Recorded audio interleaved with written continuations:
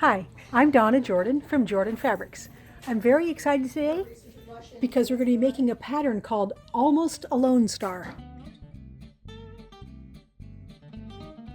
The name is play on words because it looks like a lone star quilt, but it's also an alone star by itself, almost, because it's got some little friendly pieces around the edges. Now we need jelly roll strips to make this quilt. So we have a really nice group here. And this is called Orchard. It's got blues and reds and greens, and it'll be nice and colorful. The only other thing we need is some background. And I'm pretty sure solid white is going to look the best with all of these, but I always like to put the roll on top of the fabric and make sure that that is a true white. It does look like true white in there, so that's what we will use. The first thing we're going to do is open up the jelly roll strips and see what colors we've got in here. We've got a lot of bright colors, and then we have some really light ones here. Now the size I'm going to make the queen size, and I'm going to need 68 strips. So I'm going to need 2 jelly rolls, but I'm not going to need every last one. So I'm just going to pull out some of these really light ones that won't show up very well against the background. We're going to take all of the strips right to the sewing machine. And now I'm going to grab 2 strips that are different colors. So let's take this one and let's take a nice green one. And we are going to sew these together along their long edges. So put the edges even and use a 1/4 inch seam, and don't stretch the top or the bottom strip. Just make sure they're nice and flat and stitch all the way down the edge.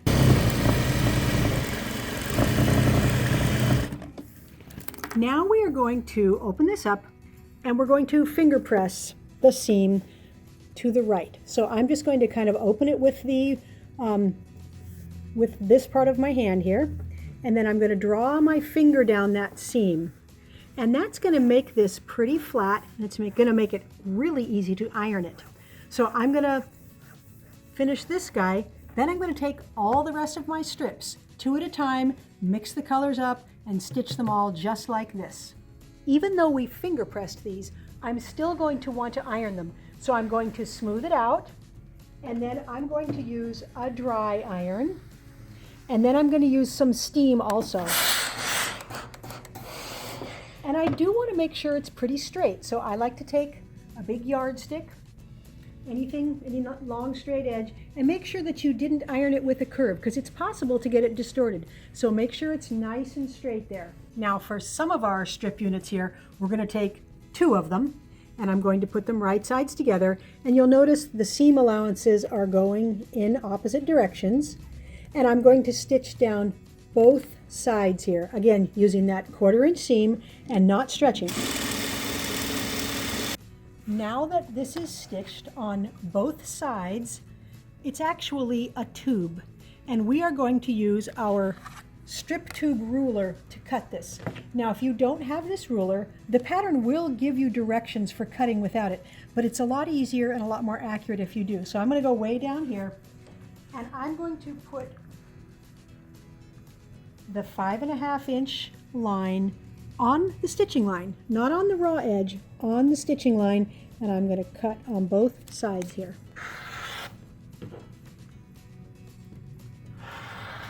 Now since this was a tube, when we open it up, we've got a square. Now I'm going to take the ruler and I'm going to turn it upside down, and I'm going to line up again on the stitching line, and I'm going to make another cut. So keep flipping and cutting until you have the whole tube cut up. Now sometimes, like right here, you're going to have to make 2 cuts. You can't always put the ruler right up against your last cut. So move the ruler as needed so that you get a nice triangular cut every time. Once those are cut up, we are going to want to open these up and iron the seam allowances. Now both of these seams are already going this way, so I want that seam to be going that same way. So I'm going to check, is it going the right way? Yep. I'm going to hand press it first so it's nice and flat. Give it a little steam, and then I always like to trim off the dog ears here. It seems like an extra step, but we're going to have a lot less bulk in the corners if we just trim those little pieces off. Once those blocks are all done, we're going to move on to the next block.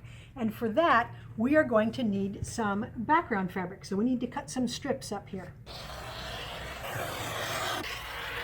Now we're going to take our background strips and the rest of our double strip units here, and we're going to stitch down both sides just like we did before. Now this might be easier to flip and stitch from this side. It just depends. When you've got these pinked edges, sometimes the strips are cut a little bit wide and it's a little easier to see what you're doing from this side. It doesn't really matter, whichever way is easiest. Now we're going to do the same thing. We're going to put the 5.5 inch line on the stitching line and cut our triangles. We want to iron these blocks every time with the seam allowance towards the darker fabric. Trim off all the dog ears. And block 2 is now done. There's only one more block that we need, and that one's really easy because it's just plain white squares. Now we have everything we need to start laying out the quilt. The pattern has 5 sizes, but the picture here is the size that I'm going to be making. So that'll make laying this out real easy. So I'm just going to follow the picture and I'm going to start laying out my blocks just like it shows here. And I only have to lay out 1/4 of the quilt because once we get that done, every quarter is the same, but just rotated. So we have 4 of these pieced strip blocks in the corner here. Then we're going to add a couple of these blocks. Then we've got some solid white. So I'm just going to keep following the picture and keep adding blocks. So now we have this bottom corner of the quilt and it's all laid out exactly like the pattern. And I can see it looks like a quarter star. Now, I didn't look at the colors when I laid those pieces out. I just put them in position.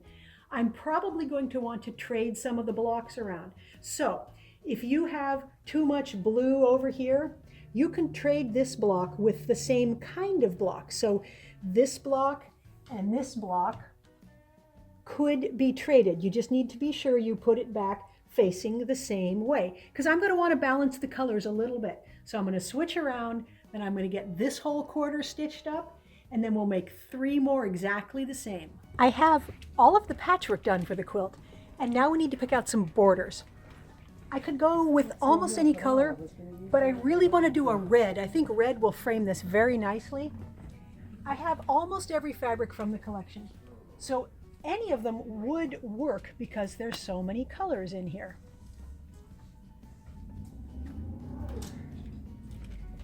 Let's try this one. Oh, that's beautiful. It's a large scale print and it's a big border, so let's use that one. Sometimes I like to pick out the binding when I'm picking out the border. And I think that this blue one here, it's kind of light, but that will frame it. It's almost a solid, and that will frame this very nicely. So let's use this for the binding. I have the quilt on the machine. It looks really good. I love the colorful border. Now my concern with the thread color here is that it not show up too much in the background, because I think that will fight with all the star patchwork. So there's a nice light yellow. That's not going to show much. A nice light pink. I don't think any of these are going to show much in the background here, nor are they going to show on top of all of these patchwork colors. So I think I'm going to go with the yellow today. For the quilting pattern, I'm going to use one called Cockatiel Feathers. I like this because it doesn't suggest any theme. It's just a nice overall quilting pattern.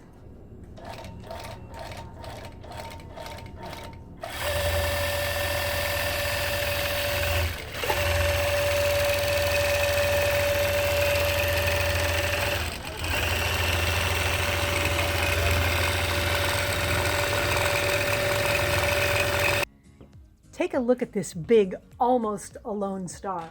I'm so happy with how it came out. The quilting looks good, the patchwork looks good. Now, this is a queen size, it's 96 by 96. And what's nice is that big star is almost all going to be on the top of the bed. So you are really going to see that star whether you put this on a bed or hang it up. The swirly quilting pattern, these feathers, look so good in that plain area. The thread doesn't show, but you can really see the texture of it.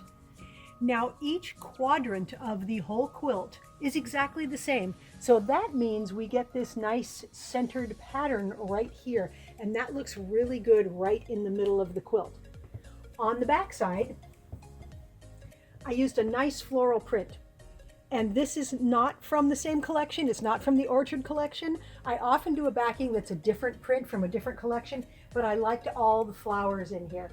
Thanks for watching our tutorial today on the Almost Alone Star. Now, we're gonna have another giveaway. We have 2 table runners. These are called Sister's Choice. This one is in a Robert Kaufman collection called Charlotte. And then we've got another one. These are Joe Morton prints from Moda. And it's very easy to enter the giveaway. Just go to the link below or go to our website and click a giveaway and then put in your name and your email address and you might end up winning one of these runners. Good luck. Now, if you don't want to miss any of our new videos, be sure to subscribe to our YouTube channel. Happy quilting!